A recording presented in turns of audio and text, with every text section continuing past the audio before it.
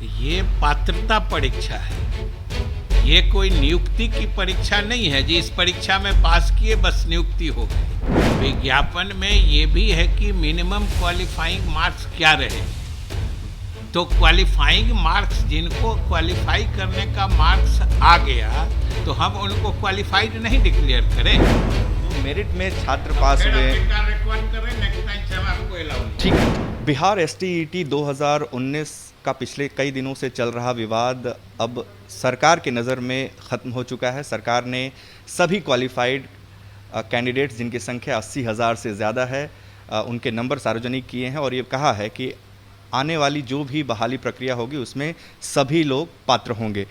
मंत्री जी, आपने 80,000 की लिस्ट जारी कर दी है और ये कहा है कि अब सब एग्ज़ाम में बैठ पाएंगे, लेकिन जो मेरिट में कैंडिडेट्स हैं वो कह रहे हैं कि ये तो विज्ञापन की शर्तों का खुला उल्लंघन है। जब सरकार ने खुद कहा था कि जितनी वैकेंसी है उतने ही लोग पास किए जाएंगे, तो फिर ऐसा क्यों किया गया?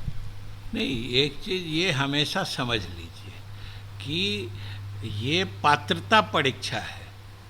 ये कोई नियुक्ति की परीक्षा नहीं है जी इस परीक्षा में पास किए बस नियुक्ति हो गई। ये आपको पात्रता देता है कि, और सबसे बड़ी बात है कि नियुक्ति की प्रक्रिया नियोजन इकाई वार होती है और हर नियोजन इकाई विज्ञापन निकालेगी 7वें चरण में, और उसमें जो सफल योग्य अभ्यर्थी हैं ये लोग उसमें आवेदन करेंगे।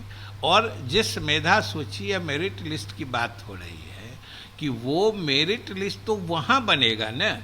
ये तो मंत्री जी बिल्कुल सही है, क्योंकि उसका नाम ही है टीचर्स एलिजिबिलिटी टेस्ट, लेकिन जो आपने विज्ञापन जारी किया उसमें आपने साफ तौर पर यह लिखा हुआ है कि विषयवार एवं कोटिवार पद का विवरण उपलब्ध कराए जाने के बाद कुल पद के बराबर अभ्यर्थियों का विषयवार एवं कोटिवार मेधा सूची तैयार किया जाएगा। ये बिहार सरकार का विज्ञापन है सर। विज्ञापन में ये भी है कि मिनिमम क्वालिफाइंग मार्क्स क्या रहेंगे। तो क्वालिफाइंग मार्क्स जिनको क्वालिफाई करने का मार्क्स आ गया तो हम उनको क्वालिफाइड नहीं डिक्लेयर करें। मेरिट लिस्ट तो अपनी जगह पर है, लेकिन हमने उसी विज्ञापन में ये भी कहा है कि जिनको इतना प्रतिशत, सामान्य के लिए 50 और रिजर्व के लिए 45% मार्क्स है, ये क्वालिफाइंग मार्क्स होगा। तो जिनको इतना मार्क्स आ गया तो हम उनको क्वालिफाई डिक्लेयर नहीं करें। जब सरकार के विज्ञापन में ही ये भी बात है तो वो क्वालिफाइड है, और जो क्वालिफाइड है, और आप अभी तो ये तो 19 की बात है, लेकिन पद के बराबर ही तो संख्या ये तो 19 की बात है। अभी तो 2011 के जो पास हैं सरकार, केंद्र सरकार के फैसले के मुताबिक उनकी भी पात्रता बन गई है। तो इसमें तो वैकेंसी के बराबर तो लिस्ट वहाँ बनता है ना जहाँ पर नियुक्ति की प्रक्रिया होती है, यहाँ तो पात्रता की प्रक्रिया है। इसलिए ये फर्क हमेशा समझा जाए। माध्यमिक शिक्षा के निदेशक ने बिहार बोर्ड को ये लेटर लिखा था 30 सितंबर 2019 को, और उसमें उन्होंने साफ लिखा था कि इस क्रम में यह भी सूचित करना है कि माध्यमिक शिक्षक पात्रता परीक्षा 2019 में माध्यमिक और उच्च माध्यमिक प्रक्षेत्र अंतर्गत विभाग द्वारा माध्यमिक शिक्षक पात्रता परीक्षा 2019 के लिए उपलब्ध कराई गई रिक्तियों के बराबर अभ्यर्थियों को उत्तीर्ण कराया जाए। इसका मतलब साफ है कि जितनी 37,000 वैकेंसी थी उतने लोगों को ही आपको पास कराना था सर। आपने कहा कि ये पात्रता परीक्षा है, मेरिट इसमें नहीं था, लेकिन ये हाई कोर्ट में बिहार बोर्ड ने ये काउंटर दिया हुआ और इसमें साफ लिखा हुआ है कि that STET 2019 had not been a qualifying examination, rather it is in the nature of competitive examination to select the best teacher। Sir ये सारी बातें तो आपने ही कही हुई हैं सर। आप ये बात दूसरी बार बोल रहे हैं और हम भी आपको वो चीज़ दूसरी बार बता रहे हैं कि ये तो मेरिट जो है, कोई भी बताइए कि कोई भी परीक्षा होती है उसमें जो अंक आते हैं तो उसके आधार पर मेरिट लिस्ट बनता है कि नहीं बनता है, उसके आधार पर मेरिट लिस्ट बनता है। लेकिन वो मेरिट लिस्ट किस चीज़ के लिए है? वो पात्रता का मेरिट लिस्ट है ना, नियुक्ति का मेरिट लिस्ट नहीं है। ये फ़र्क समझना चाहिए। और ये सही है कि उस समय जो कहा गया था कभी कभी ये अनुमान होता है कि उतने लोग आते, अभी भी बहुत सारे आप देखे होइएगा जो डिटेल हम लोग कोटिवार दिए हैं, उसमें से बहुत जगह सीट के मुताबिक लड़के क्वालिफाई ही नहीं कर पाए, ये भी उस डिटेल में है।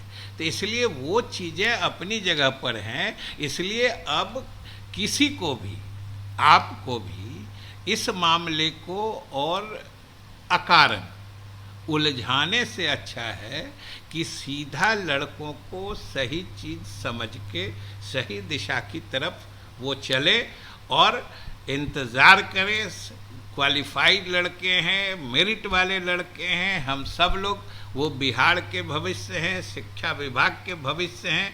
हम उनसे यही कहेंगे कि छठे चरण की नियुक्ति समाप्त होने दें, सातवें चरण की नियुक्ति के लिए नियोजन इकाईवार जो हमारे जिला परिषद हैं, जो हमारे नगर निकाय हैं, वो विज्ञापन जारी करेंगे, वो उसमें आवेदन करें।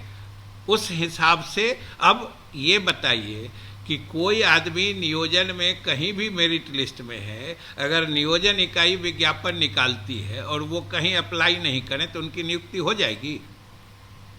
तो फिर लेकिन सवाल ये आ रहा है सर कि सुप्रीम कोर्ट की गाइडलाइन है, सुप्रीम कोर्ट ने साफ कहा हुआ है कि विज्ञापन में कोई बदलाव नहीं किया जा सकता। सर एक आखिरी सवाल, विज्ञापन में कोई बदलाव नहीं किया, अब आपको सब बात कर दिए सर। जो मेरिट में छात्र पास हुए, रिकॉर्ड करें, नेक्स्ट टाइम से हम आपको अलाउ नहीं। ठीक है। तो बिहार के शिक्षा मंत्री जिन्होंने अपनी पूरी बात रखी और ये कहा कि चूंकि ये पात्रता परीक्षा थी और उम्मीद नहीं की गई थी कि इतने ज़्यादा अभ्यर्थी इस परीक्षा में शामिल होंगे, इसलिए जो रिज़ल्ट है वो बाद में बढ़ा है और तकरीबन 80,000 से ज़्यादा जो अभ्यर्थी हैं अब वो इस परीक्षा में पास हुए हैं। और आने वाले 7वें चरण या फिर उसके बाद जो भी बहाली प्रक्रिया होगी उसमें न सिर्फ 2019 STET के पास अभ्यर्थियों को मौका मिलेगा, बल्कि अब जबकि TET के सर्टिफिकेट की वैलिडिटी लाइफ टाइम हो चुकी है, तो 2011 के वो कैंडिडेट जिनकी उम्र सीमा आने वाले चरणों के लिए पात्र होगी, उन्हें भी